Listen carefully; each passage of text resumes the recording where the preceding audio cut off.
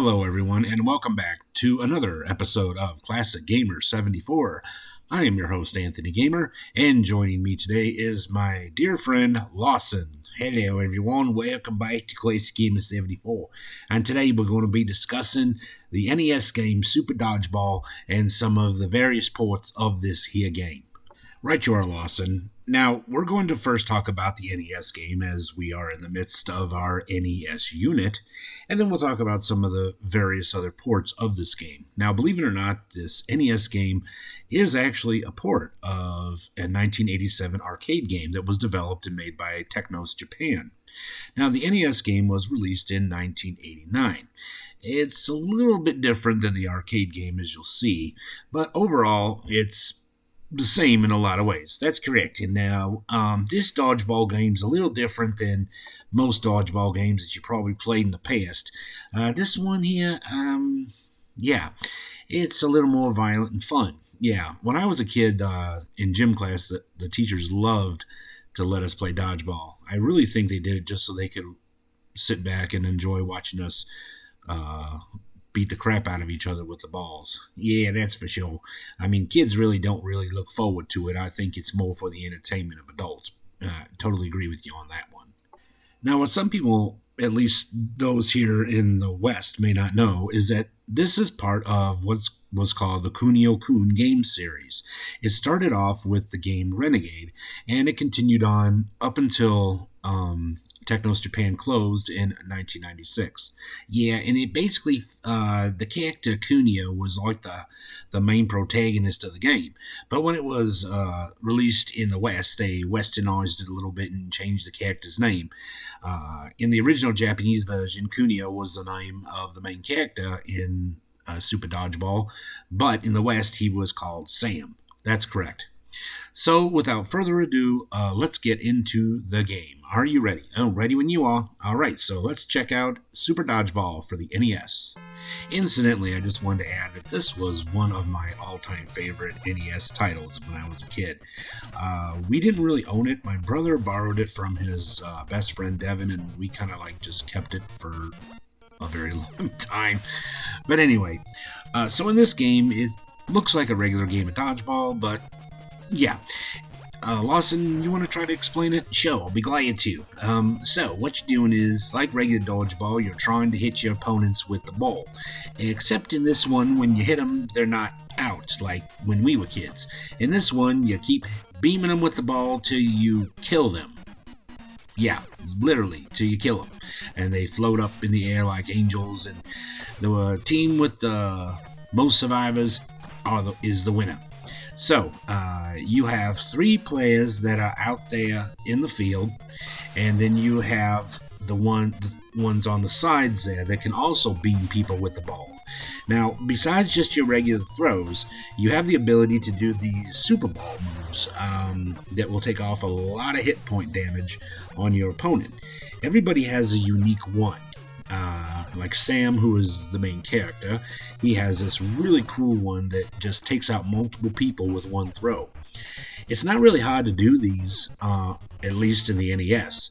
On the arcade, were you able to get any to do in the arcade? No, I tried, and I think I did it once by accident, but anyway, we'll get to that later. But again, the first team you go against is the US All-Stars. Now, as this is the US version, it's focused on the US team. Now, the Japanese version is a lot different. So, basically, you go around the world and play against different teams. And after you beat the crap out of the US All-Star team, your next opponents are the British team. One thing that's so cool about some of these opponents is that not only do they have, names that are typical for whatever country they're from, but the arena itself and the backdrop are very, similar to the country that they represent. So, another thing, as time goes on, the opponents get tougher, they're able to catch the ball, and, stuff like that. Your next opponents are the team from India. Now, these guys are tough. They don't really have a lot of powerful throws, but they can take a lot of damage. I mean, it takes you a while to take these guys out. It doesn't look like they can take a lot of damage, but they really can. I mean, you'll hit them with a super move and only do like 4 points of damage, so it takes a while to take them out. Plus, they really love to use their side people when they get a chance.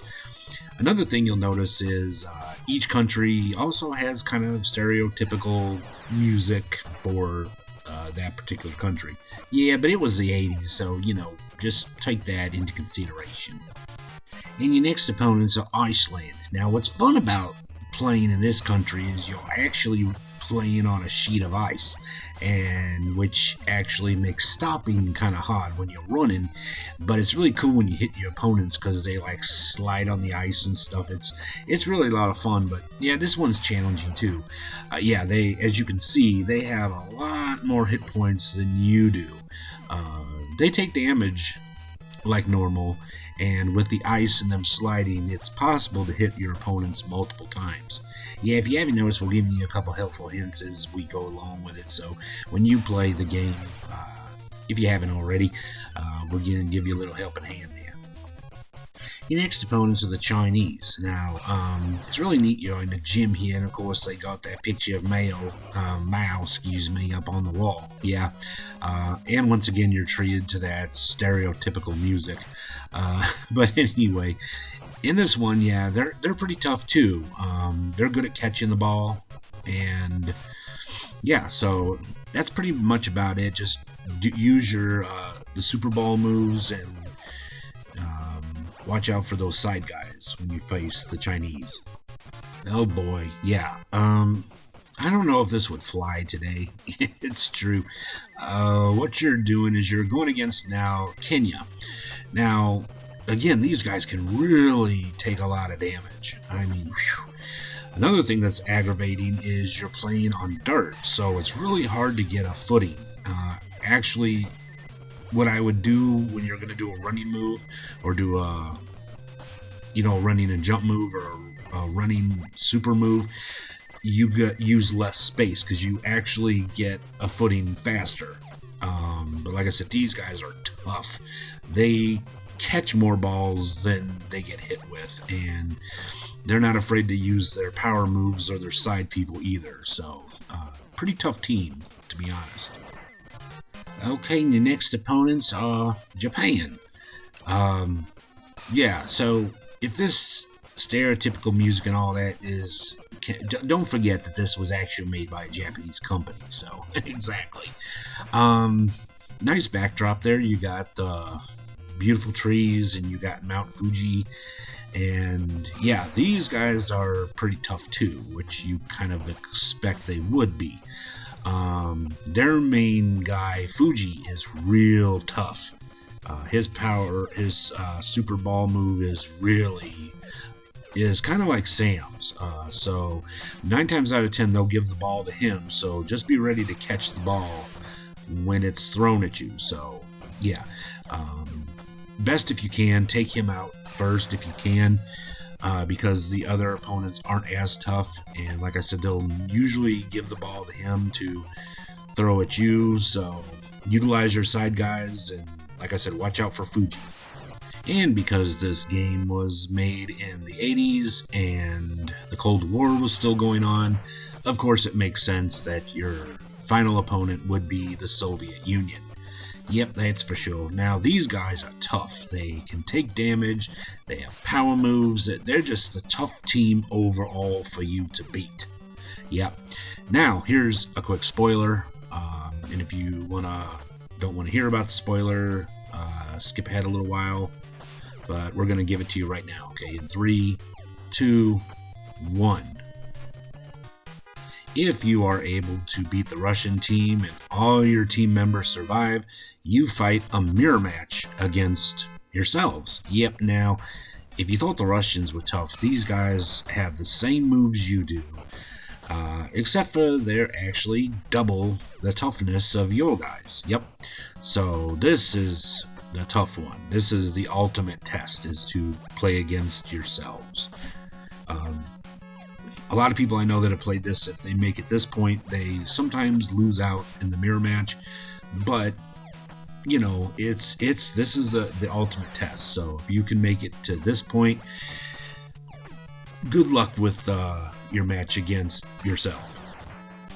But of course, if you are triumphant, you get this cool little ending sequence and the game is over. Yep. So after you beat the game, you can set it on a more difficult setting where basically your opponents catch every throw that you hit them with. Also, don't forget that you can switch out who is on the field with each match.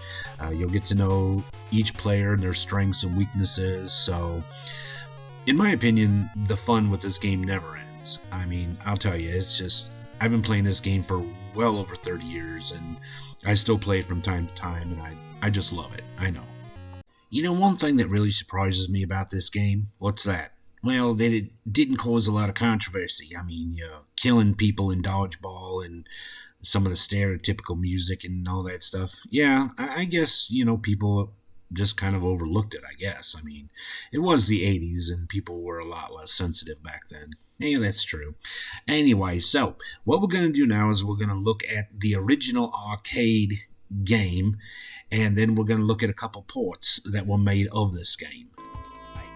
Alright, so this is the arcade game, Super Dodgeball. Now, this is the American version. I looked all over and I could not find the original Japanese version. If any of you know where to find it, or if you happen to have it, let me know in the comment section below.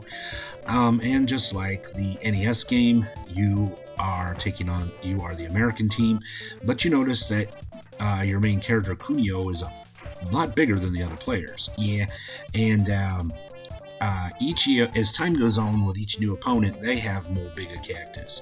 Now, one thing Anthony mentioned earlier is that it's really hard to do one of those Super Ball moves. Yeah, I did it by accident, and I don't know how I did it. I tried finding instructions and stuff, and like I said, for the life of me, I couldn't figure it out. But anyway, this is a lot more difficult than the NES game.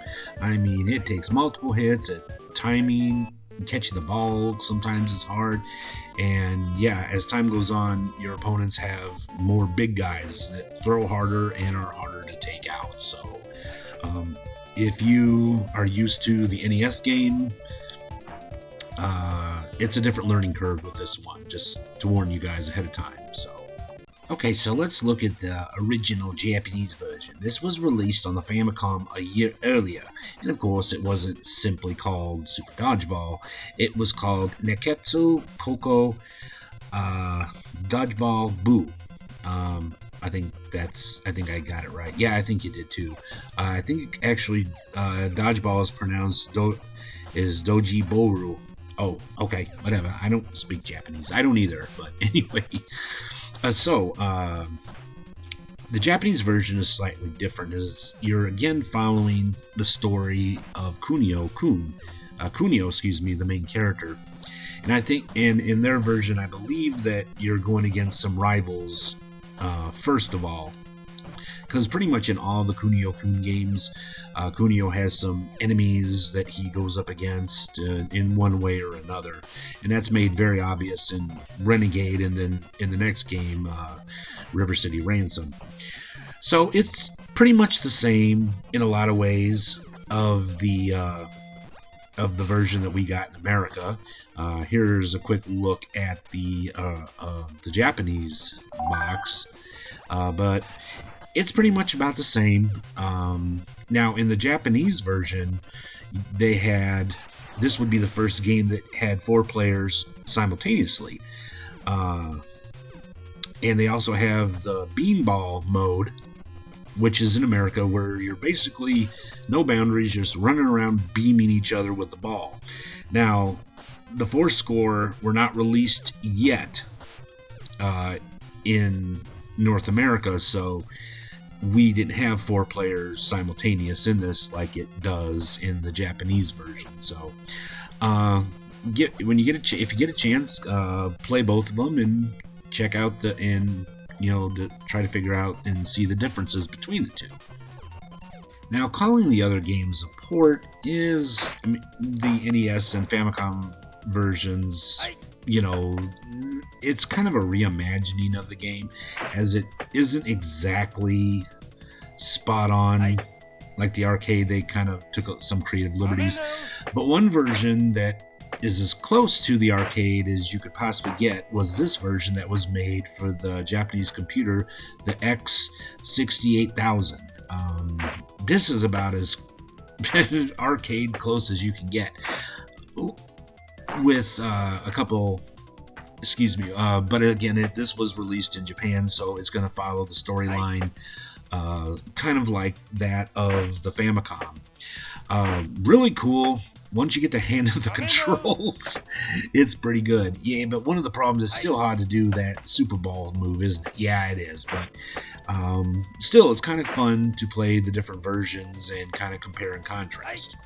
Another really cool port of this game is this one that was released for the TurboGrafx 16. It also follows the arcade pretty well. I like the crisp graphics here. The TurboGrafx 16, in my opinion, was a very underrated console. Oh, it was. I totally agree with that. And like the arcade, this has 3 of the small players and your big Kunio character out there as well. And like the arcade, and like the last version, this one also has a time limit, which is kind of hampered me a little bit because I'm used to taking my time. But again, like I said, for some people that have been playing the NES version for many years, and if you do well at it, you might not have the same success with the other versions of the game. So just to let you know, it's a different ball of wax. So, but yet it's still a fun learning experience. If you like the whole concept of Super Dodgeball, you're going to really enjoy the various versions of it that are out there. And our last one we're going to talk about today is this interesting version of it that was released for the Neo Geo, the arcade machine. This one is really funky but really a lot of fun, to be honest with you. And in a way, it's kind of sad. Yeah, that's true, because this would be the final game that Technos Japan would make before they went out of business in 1996. But I do have some good news. Another company picked up the rights to the whole Kunio-kun characters and all that, and there have been some sequels and some reimagines that have come out over the years. But we'll talk about those in some other episodes, as we are going to be discussing more Kunio-kun games, the old ones and the new ones, as time goes on. So stay tuned for those. In our next episode, we're going to discuss pool games. Well, that brings this episode of Classic Gamers 74 to a close. I really hope you all enjoyed it. If you did, let us know by giving us a big thumbs up, subscribe if you haven't already, and don't forget to click that little bell icon down there so you'll be notified when I upload any new videos. Also, thank you for sticking with us to the end. It really helps out this channel in more ways than you know. Connect with me on all my social media platforms. Don't forget to check out my Patreon page, where you'll find some videos that we don't have on our regular channel. And again, I want to thank my dear friend Lawson for stepping up and joining me today. It was my pleasure. So until next time, I'm Anthony Gamer, and I'm Lawson the Thylazine, and we will see you all in the next episode. Until next time, be strong, be safe, be happy, be healthy, and above all, take care of each other, be kind to each other, and stop hate of all kinds. See you soon. Bye for now. Goodbye, everyone.